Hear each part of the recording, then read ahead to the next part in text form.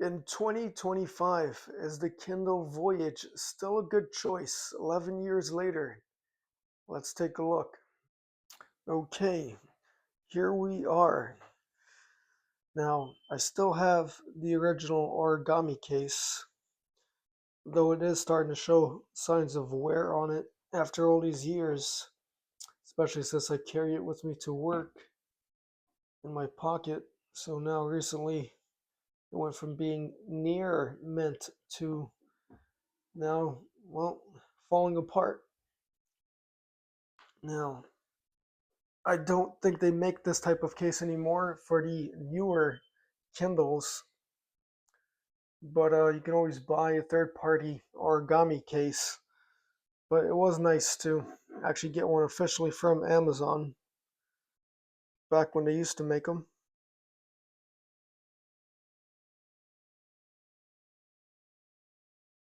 Starting out with the screen, this is still one of, if not the clearest screen that Amazon makes for their Kindles.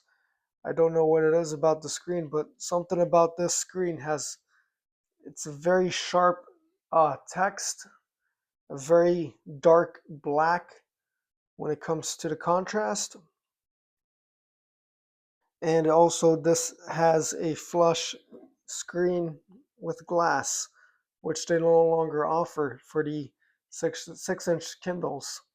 You can still get it though in the Paperwhite, the new Paperwhite, but you'd have to go up to 7 inches. Now, one of the problems with this Kindle being that it is an older Kindle, you do not have the option of a warm light. So you have to stick to the regular white light. And on top of that, because it has the older software, you also don't have the option for a negative display. Now, what about the form factor? This is still very much a pocketable Kindle because this is back from when they only made a 6-inch Kindle. So not only can you easily hold it with one hand, but you can fit something like this in your pocket with ease. Although the new 6-inch Kindle would be slightly smaller than this, if I'm not mistaken. This is still very, very pocket friendly, very easy to travel with, and hold even with one hand. Getting into the software end of it, it's still very fast. When you read a book, I have no problem with it. I've never felt like this wasn't good enough to read a book. Pages turn pretty quickly, in my opinion. Not very much ghosting, and then also you do have a setting where you can make it get refreshed with every single page turn. Although I avoid doing this to try to help the battery last a little bit longer. I also avoid it because I'm trying to make the screen last longer. I have heard that there is such a thing as e-ink degradation, that over time the screen, well, it degrades. I'm trying to keep the refresh amount to a minimum to avoid having that happen to me. I have no problem with the speed. Everything moves pretty quickly. I don't feel like this is 11 years old and I have to get a newer Kindle because of it.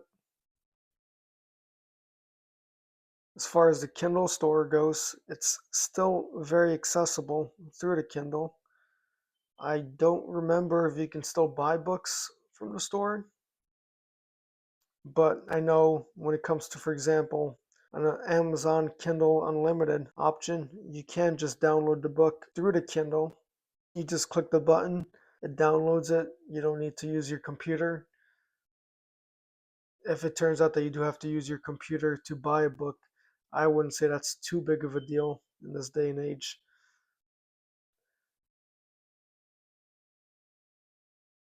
Now, in conclusion, I would say that if you can find one of these in good condition with a good battery, either a new battery that was installed in here, if they're able to do that. I know they're able to do it with the Kindle keyboard, but if they're able to put a new battery in this, or if you find one with a battery that's still in good condition, I would say that this is still a very good option in 2025. In fact, if you have a preference for a 6-inch Kindle, I would say that this is probably the best option for what you can get today.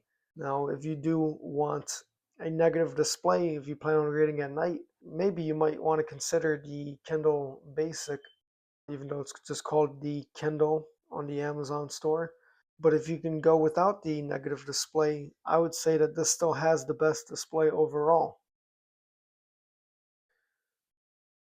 Now, if you want something slightly bigger, at that point, I would say the Kindle Paperwhite would be a better option. But if you can live with a 6-inch screen and you want something that's more portable, then I would say that this is still a good option in 2025. I would anticipate that it would still be a good option even in 2026 as we approach 2026 as well. And that'll be the end of this video.